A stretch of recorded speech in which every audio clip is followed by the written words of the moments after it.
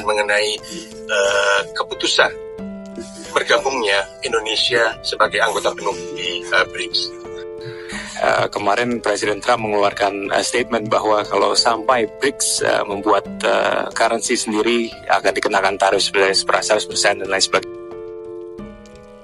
Halo Sobat Nawikrama TV, kabar terbaru pemerintah Brazil telah secara resmi mengumumkan bahwa Indonesia kini menjadi anggota penuh BRICS, blok ekonomi yang terdiri dari negara-negara berkembang dan dianggap sebagai penyeimbang kekuatan negara-negara barat. Pengumuman ini diumumkan oleh pemerintah Brasil pada Selasa, tanggal 7 Januari 2025, menegaskan posisi Indonesia sebagai salah satu pemain kunci dalam reformasi tata kelola global. Kementerian Luar Negeri Brasil menyatakan bahwa Indonesia dengan populasi terbesar di Asia Tenggara memiliki kesamaan visi dengan anggota BRICS lainnya. Visi tersebut melibatkan reformasi institusi, pemerintahan global, serta kontribusi positif dalam kerjasama antara negara-negara di Global South. Bahwa kehadiran Indonesia di BRICS itu dianggap akan menjauh dari hubungan tradisional selama ini dengan Amerika dan Uni Eropa. Jangan sampai bahwa ini betul menjadi kenyataan, karena negara seperti Rusia dan kemudian China tentu akan mendominasi.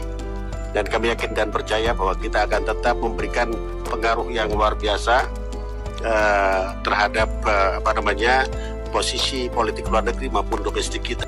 Keanggotaan Indonesia dalam BRICS disepakati dalam pertemuan puncak yang diadakan di Johannesburg pada 2023 lalu.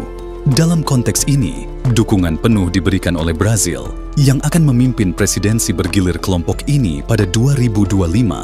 BRICS yang awalnya dibentuk pada 2009 oleh Brazil, Rusia, India, dan China telah berkembang menjadi blok yang berpengaruh dan ditambah dengan bergabungnya Afrika Selatan pada 2010.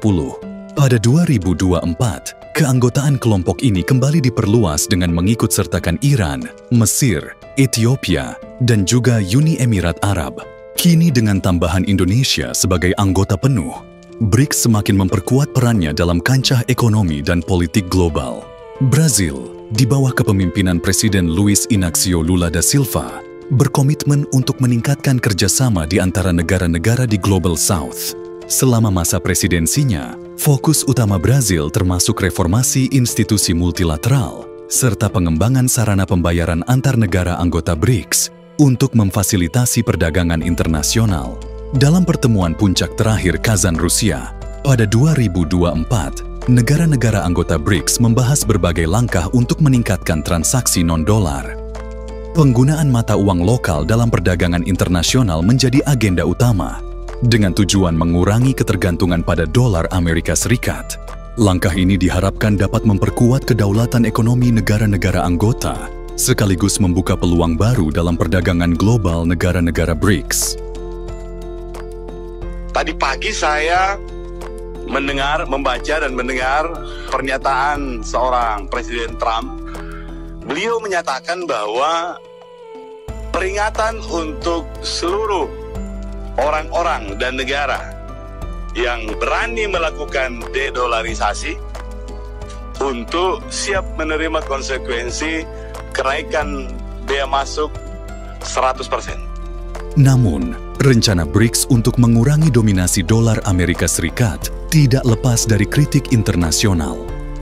Presiden terpilih Amerika Serikat, Donald Trump, menanggapi inisiatif ini dengan ancaman yang sangat serius, yaitu mengenakan tarif sebesar 100% kepada negara-negara anggota BRICS yang mencoba melemahkan posisi dolar Amerika Serikat. Ancaman ini mencerminkan kekhawatiran Amerika Serikat terhadap potensi pergeseran kekuatan ekonomi global yang semakin besar ke arah BRICS. Lain kepentingan-kepentingan ekonomi, ya. Kemudian ada yang menyampaikan bahwa ada yang menyampaikan soal isu-isu dedolarisasi, kemudian menciptakan mata uang baru. Pada saat KTT terakhir kemarin, hal tersebut sama sekali tidak dibicarakan. Memang saya tahu ada beberapa yang beredar di sosial media mengenai mata uang dan sebagainya, tetapi itu sama sekali tidak dibicarakan dan tidak pernah sentuh, terutama urusan menggunakan mata uang. Tetapi intinya adalah bahwa BRICS merupakan satu media yang bisa kita manfaatkan sebagai kendaraan yang tepat, sebagai media yang tepat untuk membahas dan memajukan kepentingan bersama-sama di negara-negara berkembang. Ini juga merupakan suatu implementasi dari politik luar negeri kita yang independen dan aktif. Pertemuan puncak BRICS berikutnya yang dijadwalkan berlangsung di kota Rio de Janeiro pada Juli 2025 menjadi momen strategis bagi negara-negara anggota untuk menyusun langkah-langkah konkret dan memperkuat kerjasama ekonomi dan politik mereka. Agenda pertemuan ini diperkirakan akan mencakup diskusi mengenai tantangan global yang dihadapi oleh negara-negara berkembang, strategi untuk meningkatkan pertumbuhan ekonomi, juga penguatan pengaruh BRICS dalam tata kelola ekonomi global. Dan yang terakhir adalah bagaimana kita menyikapi kalau benar ada sanksi, Pak. Kan gitu ya, karena ini udah keras sekali Trump ini ya terhadap negara-negara yang bergabung. Saya rasa mungkin tujuannya hanya 1-2 negara atau beberapa negara yang menjadi saingan bisnisnya, karena nggak mungkin dia juga melakukan hal yang sama terhadap India, terhadap Brazil yang menjadi mitranya dia.